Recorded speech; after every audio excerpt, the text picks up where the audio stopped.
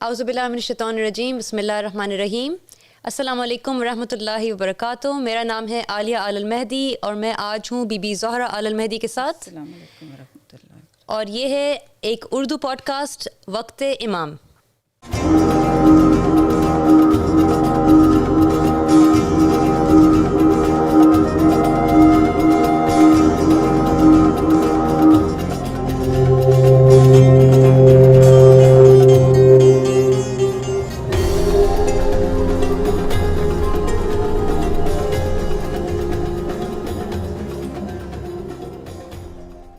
جی ناظرین، پچھلے قسط میں ہم نے جس موضوع پہ بات کی وہ ہم نے بات کی تھی حجاب کے بارے میں، اور ہم نے کچھ وضاحت دی تھی کہ حجاب کے بارے میں جب ہم پڑھتے ہیں قرآن میں تو پھر ہم یہ نہیں دیکھتے ہیں کہ سر کا ڈھانکنا واجب ہے خاتون کے لیے۔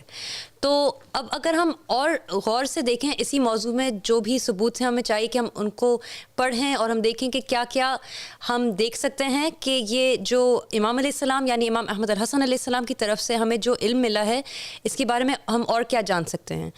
تو جی بی بی زہرہ، ہم نے پچھلی قسط میں اسی موضوع پہ بات کی تھی اور ہم چاہتے ہیں کہ ہم اس قسط میں بھی تھوڑا سا اور گہرائی میں ہم جائیں، کیونکہ ہم نے پچھلی دفعہ 2 آیتیں پڑھی تھیں، آیت مبارک، اور ہم چاہتے ہیں کہ ہم ایک اور آیت پہ تھوڑی سی وضاحت دیں۔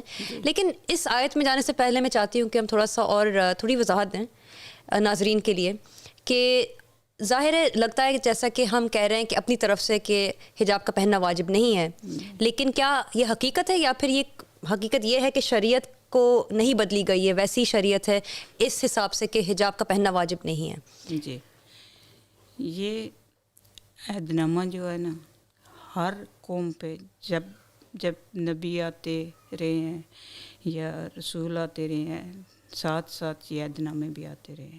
کسی عہد نامے میں بھی نہیں، کسی کتاب میں بھی نہیں ہے سر کا ڈھانکنا، انجیل، زبور، قرآن پاک، کسی جگہ پر حجاب کا ڈھانکنا نہیں لکھا، سر کا ڈھانکنا۔ جی ہاں، پردہ یعنی جو سر کا پردہ، سر کا بالکل، پردہ۔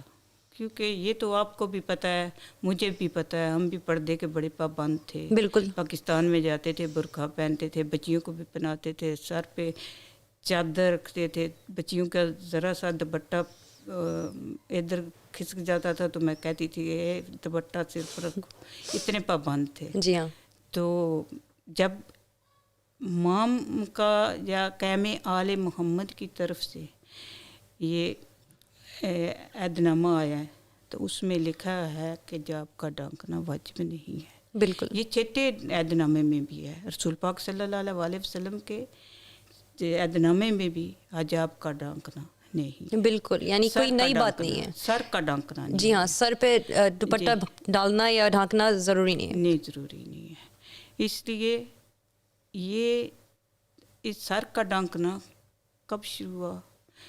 جب عیسیٰ علیہ السلام کے بعد کی بات ہے کہ جب ان کا ایک پول تھا، اس نے یہ کیا تھا، اس نے عیسیٰ علیہ السلام کو دیکھا بھی نہ تھا، نہ ان کی شریعت پہ چل رہا تھا، اس نے یہ سر کا ڈھانکنا بالکل واجب کر دیا تھا، بالکل، تو لوگوں نے مان لیا تھا۔ یعنی تاریخ میں اگر ہم دیکھیں تو پال کے نام سے ایک شخص آیا جو کہ جس نے ملاقات بھی نہیں کی تھی عیسیٰ علیہ السلام سے، اور اس کی طرف سے یہ بات آئی، اور یہ پہلی دفعہ کسی نے کہا تھا مذہب میں کہ سر کا ڈھانکنا واجب ہے کسی عورت کے لیے۔ تو کون ہے یہ پال؟ اب ہم جانتے ہیں کہ جو عیسائی ہیں اس وقت وہ سمجھتے ہیں کہ پال کوئی بہت ہی بڑی شخصیت ہیں، بہت ہی اچھے انسان تھے، کوئی حواری تھے عیسیٰ علیہ السلام کے، لیکن انہوں نے ملاقات بھی نہیں کی تھی، نہیں ملاقات بھی نہیں کی تھی، وہ ایک دجال تھا۔ امام احمد الحسن علیہ السلام نے یہ کہا ہے، قوم کو گمراہ کر رہا تھا، بالکل جیسے سامری تھا، بالکل۔ اور ہم دیکھتے ہیں کہ السلام کی قوم کو اس نے کیا کیا؟ گمراہ کیا، بالکل، کیونکہ وہی دجال تھا، وہی شیطان تھا۔ تو ایسے یہ بھی تھا جو پال کے نام سے اس نے یہ کیا تو انہوں نے سر کو ڈھانکنا شروع کر دیا، یہ رسم وہاں سے چلی۔ بالکل صحیح بات ہے۔ تو کسی عہد نامے میں یہ نہیں لکھا کہ سر کا ڈھانکنا واجب ہے۔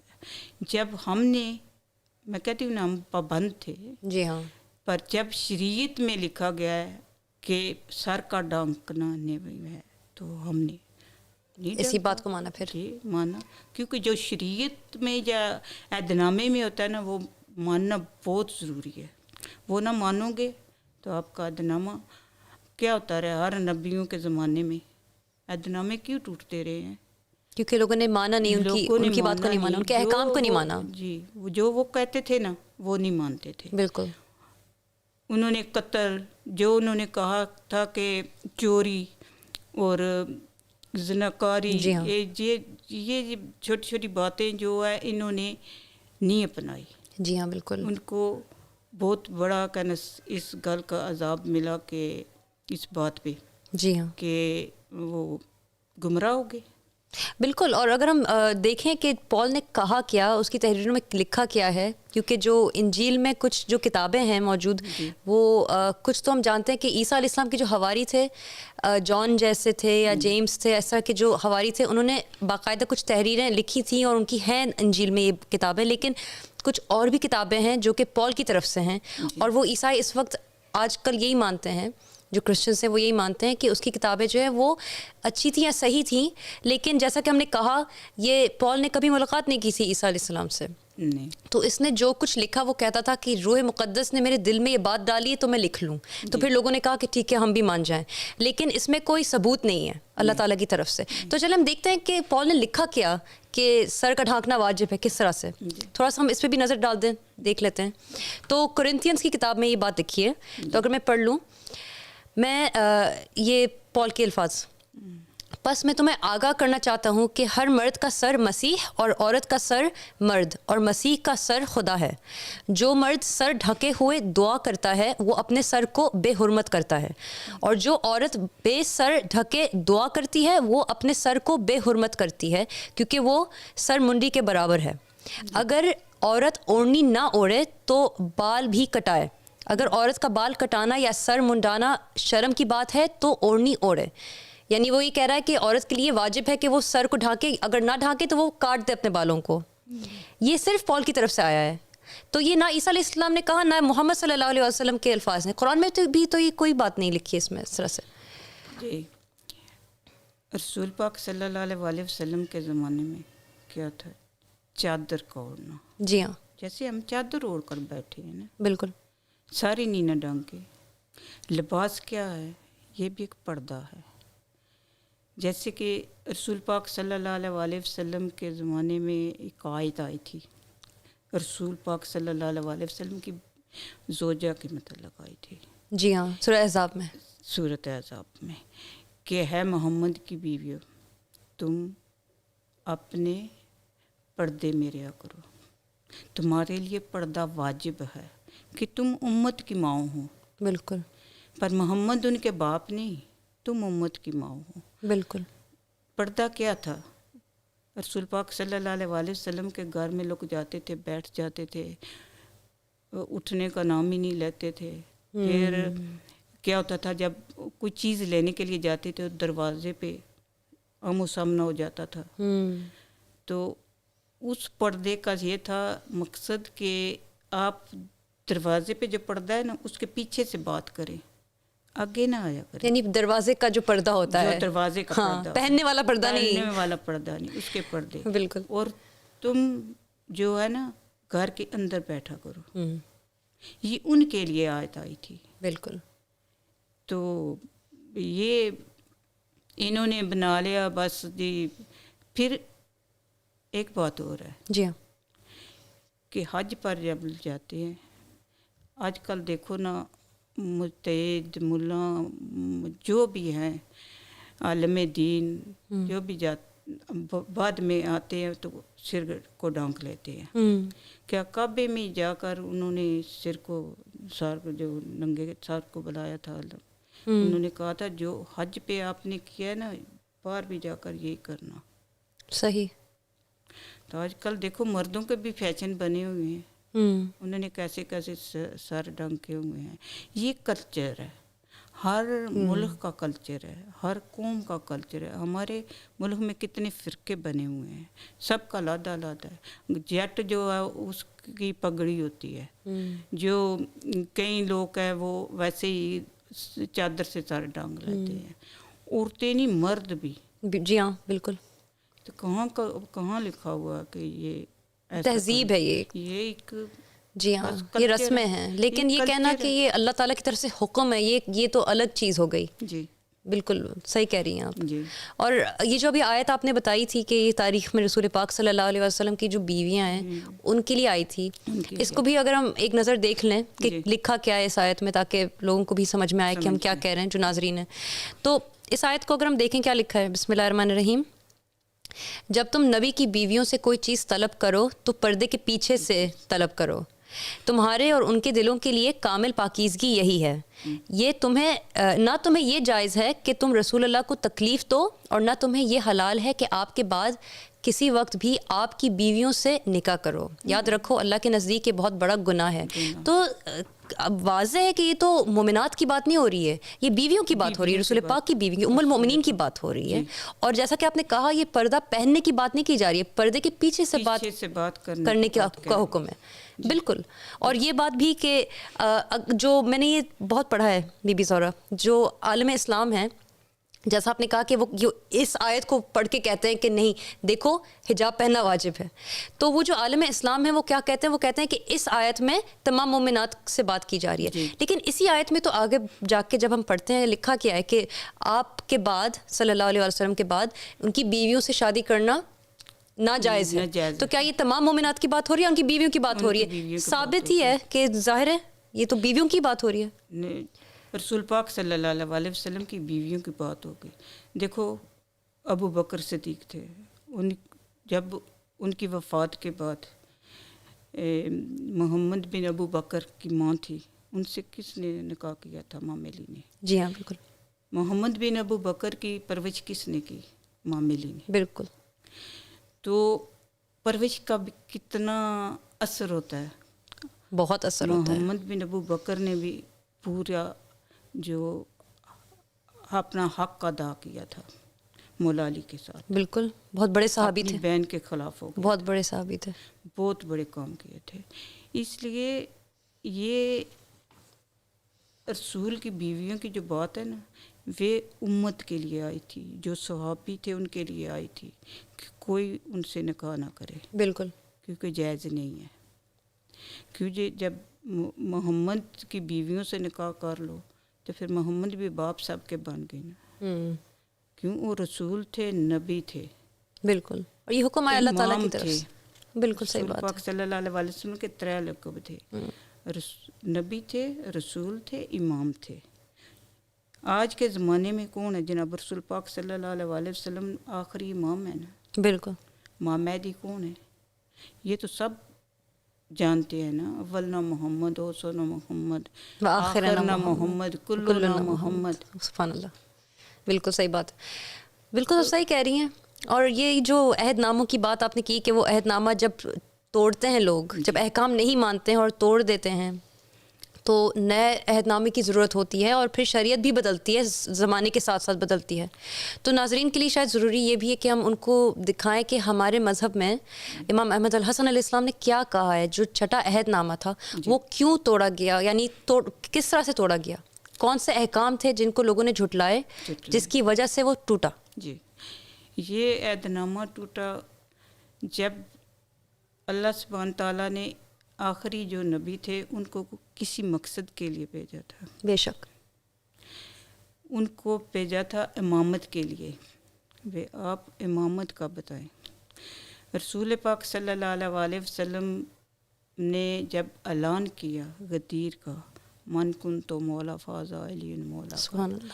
تو کیا جس کا میں مولا اس کا علی مولا؟ بے شک. کیا لوگوں نے مانا تھا؟ بالکل نہیں مانا. کسی نے نہیں مانا. تو جب رسول پاک صلی اللہ علیہ وسلم نے اپنی وصیت میں 12 امام کا مینشن کیا، میرے بعد میرے 12 امام آؤں گے، کس نے مانا؟ نہیں مانا گیا. ہر دور میں امام کا انہوں نے قتل کیا، کسی کو زہر دی، کسی کو قید کیا، کیا کیا انہوں نے کیا. 11 امام تک انہوں نے بہت زیادہ بہت ظلم کیا. بہت ظلم کیا. تو عہد نامہ ٹوٹ گیا. جی بالکل. کربلا میں ہی عہد نامہ تو کربلا میں ٹوٹ گیا. کربلا تو ایسے اتنا بڑا حد مک گئی تھی، اتنا بڑا فتنہ. دیکھو قربانی شروع ہوئی تھی ذی الحج میں، تو یہ قربانی وہاں پہ شروع ہوئی تو کہاں پہ ختم ہوئی؟ کربلا میں.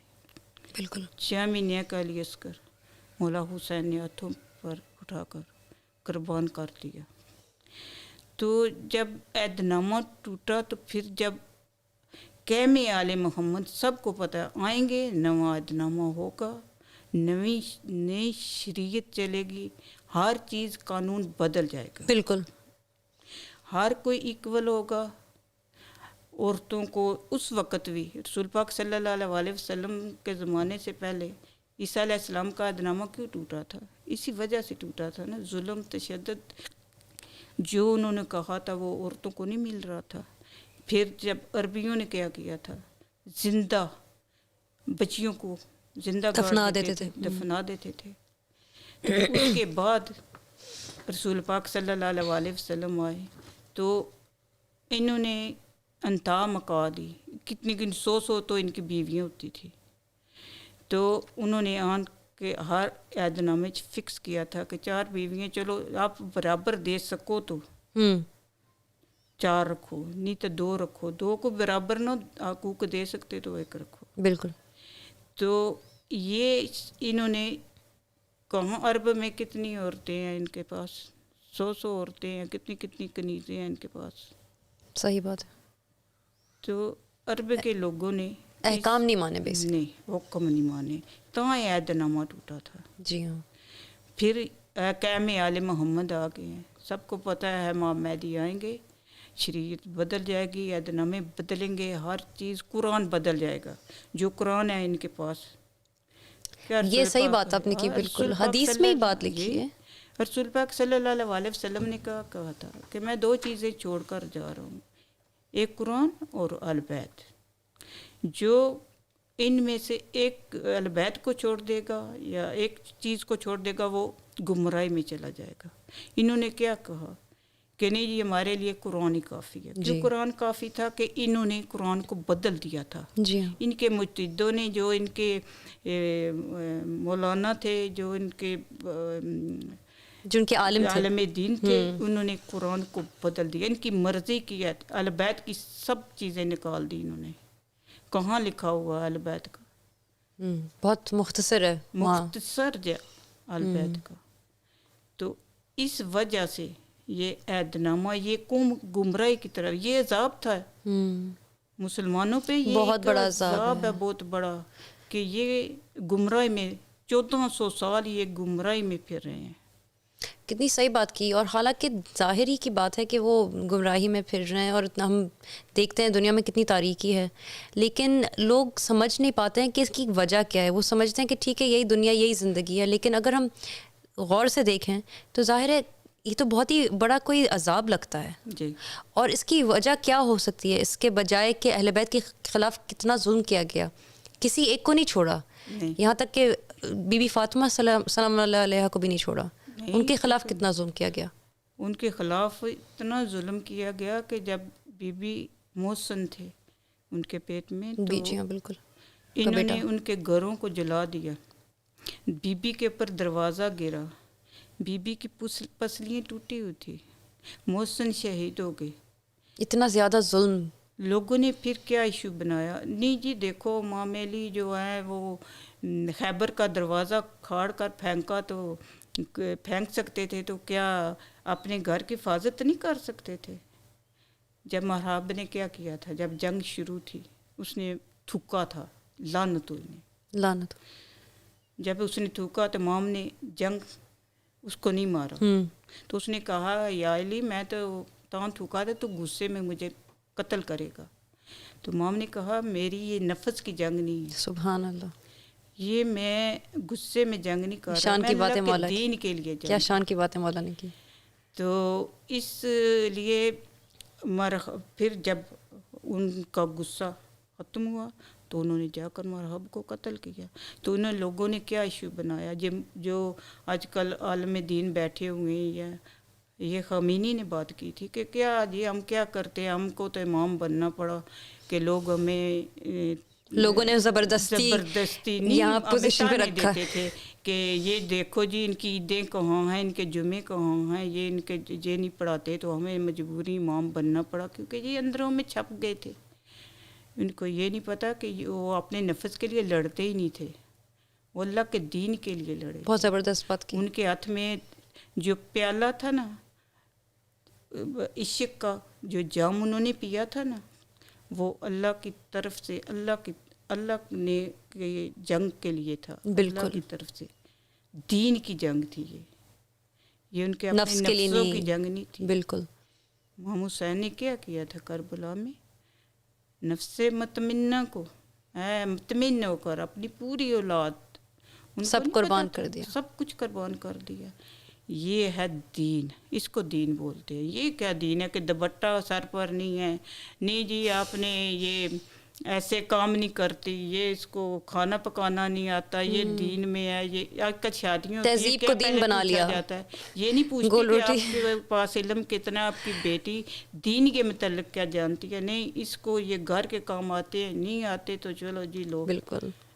دیکھیں عجیب بات ہے، اب دیکھ جیسا آپ نے کہا کہ بہت زیادہ تاریکی ہے دنیا میں، اور یہ جو سب عذاب ہیں یہ انہی وجہ سے ہے کہ وہ لوگوں نے اہل بیت کی طرف، علیہ السلام کی طرف کتنا ظلم کیا ہے. تو اگر لوگ غور سے دیکھیں تو یہی ان کا پیٹرن نظر آنا چاہیے اس زمانے میں بھی. کیونکہ آج کل دنیا کے ذہن کے بنے ہوئے ہیں، پیسہ، دولت، پیسہ کماؤ، دولت بناؤ، پیسہ لے آؤ، پاویں بیٹا پاؤڈر ہی بیچ کر لے کر آئے، پر ماں باپ کو پیسہ دے. آج کل ماں باپ بھی اولاد کے دشمن بنے ہوئے ہیں. بالکل. کہتے نہیں کہ آخری زمانے کی نشانیاں ہیں. آخری زمانے اولاد سب سے بڑی دشمن کون ہے؟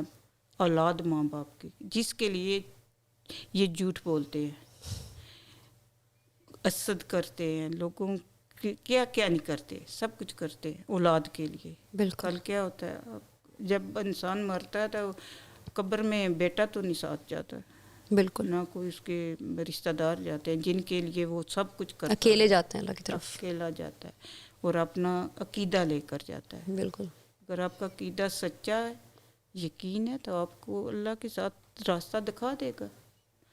اور اگر ہم دیکھیں رسول پاک صلی اللہ علیہ وسلم اور اہل بیت کی جو احادیث ہیں ان میں ہم دیکھتے ہیں کہ صاف صاف لکھا ہے کہ آخری زمانے میں جب قائم آل محمد آتے ہیں تو وہ شریعت کو بدلتے ہیں، وہ قرآن جو ہے اس سے بھی دکھاتے ہیں، جو اصلی قرآن ہے وہ لے آتے ہیں. یہ احادیث میں موجود ہے.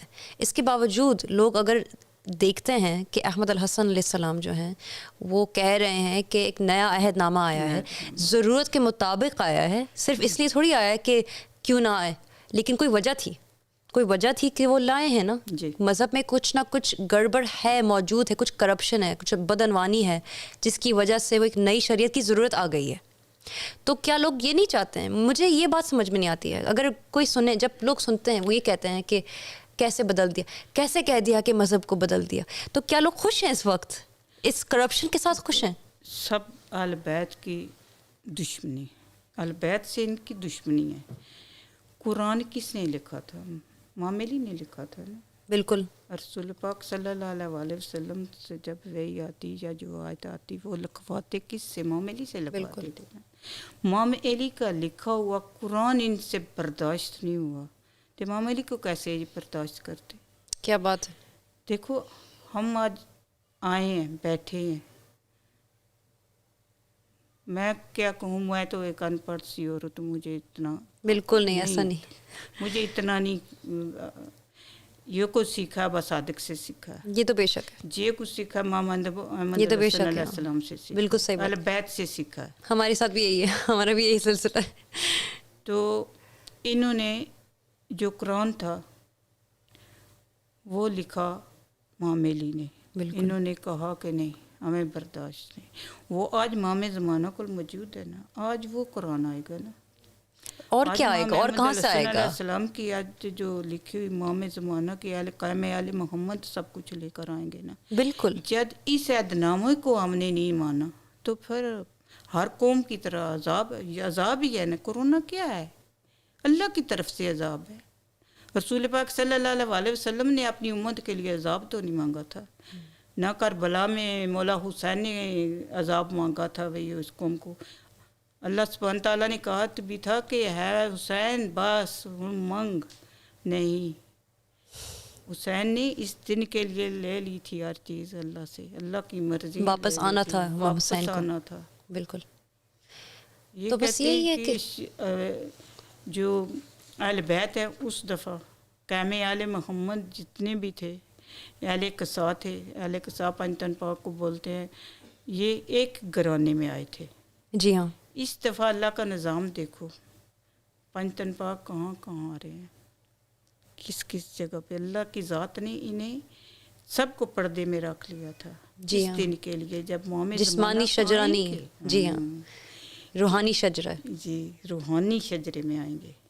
پھر اللہ کی ذات نے امام علیہ السلام کو پردے میں اس لیے رکھا تھا کہ آج دن کے لیے، جی ہاں آج کے دن کے لیے کہ یہ بتائیں گے حسین کون ہے، بالکل. حسن کون ہے.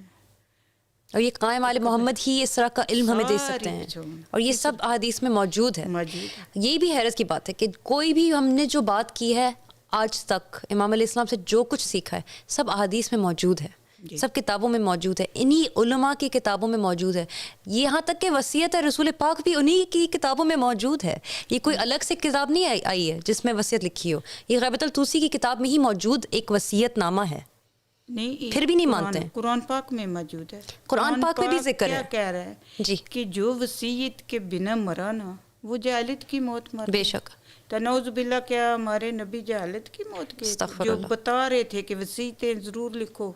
بالکل صحیح کہا. انہوں نے کیا بنا لیا، نہیں جی قلم دوات مانگی، عمر خطاب نے نہ دی تو رسول پاک صلی اللہ علیہ وسلم وصیت نہ لکھ سکے. کیا امام علی کہاں تھے، امام حسن، امام حسین کہاں تھے؟ وہ لاچار تھے کیا؟ کو لکھ کر دی جاتی ہے، نعوذ باللہ. غیروں کو تو نہیں لکھ کے. میں وصیت لکھوں تو اپنی اولاد کو دوں گی نا، بے شک. کسی غیر وغیرہ کو تو نہیں نہ دوں گی. اس لیے وصیت کو جب یہ نہیں مان رہے، سب سے بڑی وصیت، اتنی بڑی بات کو نہیں مان رہے ہیں. اگر وصیت کو مان لیں تو ان کو پتہ چل جاتا کہ اس میں 12 امام کا مینشن ہے. بالکل. انہوں نے کیا ہوا، انہوں نے کیا کیا شرمام کا، انہوں نے تشدد، ظلم کیا، ان کو ان ظلم کی سزا ملی کہ یہ آج دن تک گمراہ ہے، امت گمراہ ہے، ان کو راستہ ہی نہیں مل رہا. بیوی ذرا آپ یہ دیکھیں ذرا، اور یہ تو تمام شیعہ جانتے ہیں نا، وہ کہتے ہیں کہ وہ ذوالفقار کو انہوں نے یہاں چھوڑا، ذوالجنہ کو امام علی کو دیا، فدق بی بی فاطمہ، تو یہ سب تو پلاننگ انہوں نے کی تھی نا. تو امت کے لیے کوئی پلاننگ نہیں کی تھی کیا؟ جب ایک تلوار کے لیے کی، ایک گھوڑے کے لیے کر دی، امت کے لیے نہیں کر سکتے تھے وہ وصیت نامہ لکھنا؟ ضرور کیا انہوں نے، اور لکھا بھی، جس کا ذکر احادیث میں بھی موجود ہے، اور غیبت الطوسی میں وہ وصیت نامہ بھی لکھا ہوا ہے. اس کے باوجود علماء کہتے ہیں کہ نہیں، یہ اس کو ہم نہیں مان رہے ہیں. اور اس وصیت نامے کو کسی اور نے نہیں کہا کہ اس میں جو احمد کا نام لکھا ہے وہ میرا نام لکھا ہے، سوائے امام احمد علیہ السلام کے. تو اب سوال یہ پیدا ہوتا ہے کہ جب ہم کہہ رہے ہیں کہ حجاب کا پہننا اس لیے واجب نہیں کیونکہ اسلام کا حصہ تھا بھی نہیں، کبھی شروع سے نہیں تھا، اور جو عالم دین ہے وہ انہوں نے ایک بنایا ہے کہ نہیں یہ اسلام کا حصہ ہے، تو اس بات کو صحیح کرنے کے لیے ہی تو قائم آئے ہیں نا. اس طرح کے جو کرپشن ہے اس کو ہٹانے کے لیے تو قائم آل محمد آتے ہیں. تو پھر لوگ کیوں تیار نہیں ہیں اس تاریکی کو ہٹانے کے لیے؟ کیوں وہ کہتے ہیں کہ نہیں ہمیں امام کی ضرورت نہیں ہے؟ ایک طرف وہ کہتے ہیں کہ اللہم کل ولی کل حجت ابن الحسن، اس طرح کی دعائیں مانگ رہے ہوتے ہیں. دوسری طرف وہ کہتے ہیں کہ نہیں نہیں نہیں، اسلام کو ایسے ہی چھوڑو، مذہب کو اسی طرح چھوڑو، شریعت کو ایسے ہی چھوڑو، ورنہ پھر ہم پتہ نہیں گمراہ نہ ہو جائیں کہیں. کیا ان کے ساتھ یہ کس طرح کی ذہنیت ہے؟ اللہ سبحانہ تعالیٰ کی طرف سے جب انسان کی کوئی نیکی کہتے ہیں نا لکھی ہو تو وہ ضرور اس کو پورا کرتا ہے. جب آسرا لے کر اللہ سبحانہ تعالیٰ کا چل پڑے نا تو وہ راستہ بھی دکھا دیتا ہے. کیونکہ یہ جو دعویٰ ہے ہم نے قبول کیا، ہماری طرف کوئی لوگ تو کہتے ہیں نا جی ان کے گھر میں امام نے آنا تھا. نعوذ باللہ، امام کسی کے گھر میں نہیں جاتے، امام کے نثار آئے. عجیب طرح کے الزام. امام کے نثار اور عہدنامے آئے تھے. امام کو پتہ تھا اس گھر میں یہ عہدنامہ پڑھ کر چل پڑیں گے، یہ مان جائیں گے. ایسا ہی ہوا. ایسا ہی ہوا کہ کیا بتائیں کہ یونیورسٹیوں میں بچے پڑھ رہے ہیں، اپنی اپنی بزنسیں کر رہے ہیں. انہوں نے نہیں دیکھا ہم کیا چھوڑ رہے ہیں، کیا کھویا کیا پایا، وہ چل پڑے ہیں اپنی محبت، اپنی لگن، اپنے عقیدے، اپنے یقین کے ساتھ. ہر کوئی آیا ہے.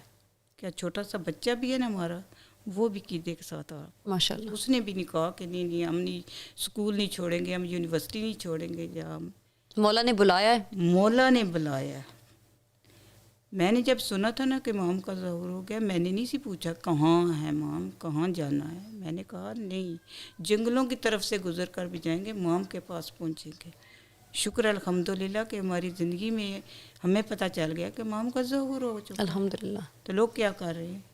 وہ نہیں چاہتے کہ بس امام کا ظہور ہو. بس جی آواز آئے گی. وہ آواز ہی ہے نا اب کہ ہر جگہ میڈیا پہ کیا کچھ نہیں امام نے ان تک پہنچایا. ہر بہت حیرت ہے، پہنچ گیا. بہت حیرت ہے کہ وسیع نہیں ماننا چاہتے. آنکھوں کے سامنے گھوم رہی ہے، موبائل ان کے ہاتھوں میں ہے، ہر چیز جو بھی ہے نیٹ ہر کسی کے گھر میں لگا ہوا ہے. دیکھیے یہ نہیں سمجھ پاتے ہیں، لیکن وہ اس بات کو ضرور مان لیتے ہیں کہ جو بے عمل علماء نے اگر کوئی بدل دی کوئی بھی چیز شریعت میں یا کوئی حکم بدل دیا، وہ اسے مان لیتے ہیں. مان لیتے ہیں. کوئی پیر کوئی نئی بات کر دے وہ اسے مان لیں گے. جی امام مہدی نہیں کر سکتے کوئی نئی بات، وہ نہیں آ سکتے ہیں، وہ ظہور نہیں کر سکتے. نہیں آ سکتے. ان کو پتہ چلے نا کہ فلانی دربار پہ جانا ہے، وہاں پر مراد پوری ہوگی، پاویں ان کو کتنے دور جانا پڑے، چلیں گے، بھاگ دوڑیں گے. پتہ چلے فلانی جگہ کو پیر آیا ہوا ہے، پیدل چلے جائیں گے، پیدل چلے جائیں گے. اس کو پتہ چلا نا کہ فلانا جو مسجد میں امام بیٹھا ہوا ہے وہ اچھی تعلیم دے، ادھر تک چلے پڑے. بالکل. آج کل کیا لوگوں نے بنایا ہوا ہے، ہاؤس وغیرہ جو بناتے ہیں عراق ایران، بزنس بنے. بالکل. مجلسیں کیا ہیں؟ بزنس ہے نا. صحیح کہہ رہے اللہ جو مجتہدوں کو یہ بلاتے ہیں یا مولوی یا ذاکر جو بھی آتے ہیں، کیا کتنی دولت لے کر جاتے ہیں ان سے. یہ بزنس ہے نا. بالکل. آج کل کیا رواج بنا ہوا ہے کہ ماتم کے لیے تنظیمیں بلاؤ اور انہیں پیسے دو، کھانا کھلاؤ اور ماتم کراؤ. یہ ایک بزنس ہے نا بنی ہوئی. یہ بی بی کو خوش کرے گی یہ بات. یہ البیت کی حب نہیں ہے. البیت کی حب دکھانی ہے تو آج دن آ گیا ہے. آج جو کہتے ہیں نا کہ کاش ہم اس وقت کربلا میں ہوتے تو کیا کیا ہم بھی شہید ہوتے. آ جاؤ نا، جان مال اولاد دو نا. صحیح بات ہے، حقیقت ہے. پر دنیا چھوڑو گے کہ دین کے چراغ گے. دنیا نہ چھوڑو گے تو دین نہیں ملے گا. صحیح بات ہے. دین اور دنیا کا جوڑ ہی نہیں ہے. بالکل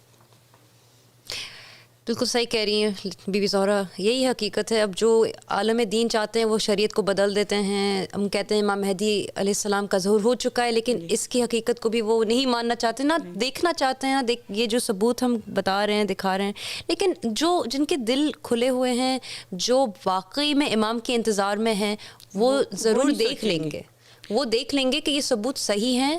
وہ دیکھ لیں گے کہ جو روشنی آ رہی ہے اس چینل کی طرف سے، اس میں کچھ نہ کچھ حق ہے. حق ہے. آدم علیہ السلام کی جو اولاد ہوئی نا وہ مانے گی. وہ مانے گی. جو قابیل کی اولاد اور شیطان کی اولاد ہے نا ابلیس کی، وہ کبھی نہیں مانے گی. بے شک.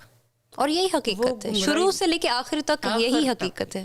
آدم علیہ السلام سے لے کر آج تک یہی چلا آ رہا ہے. دجال پھیلا ہوا ہے نا. کیا تھا دجال کو آنا ہے؟ دجال دنیا میں کیا ہے؟ بھائی بھائی کے خون کا پیاسا بنا ہوا ہے. خاندانوں میں کیا ہے؟ کبھی خاندان ہوتے تھے، ان کو خاندان بولتے تھے، جی ہماری اتنی پیڑھی چل رہی ہے، ہمارا خاندان ہے. آج کیا ہے؟ بھائی بھائی کو نہیں پہچانتا. کس لیے؟ پیسے کے لیے، دولت کے لیے، جائیدادوں کے لیے. بالکل. یہ نہیں پتا بھی بیٹھے بیٹھے سانس نکل جائے. اسی تاریکی کو تو صحیح کرنے کے لیے قائم آل محمد آ چکے ہیں.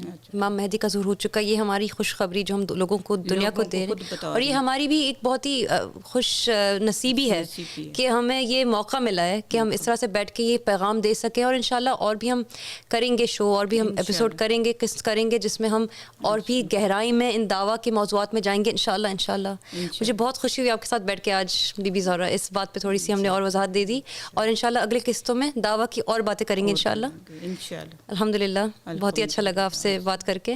جی اللہ کا شکر. الحمدللہ. السلام علیکم ورحمۃ اللہ وبرکاتہ.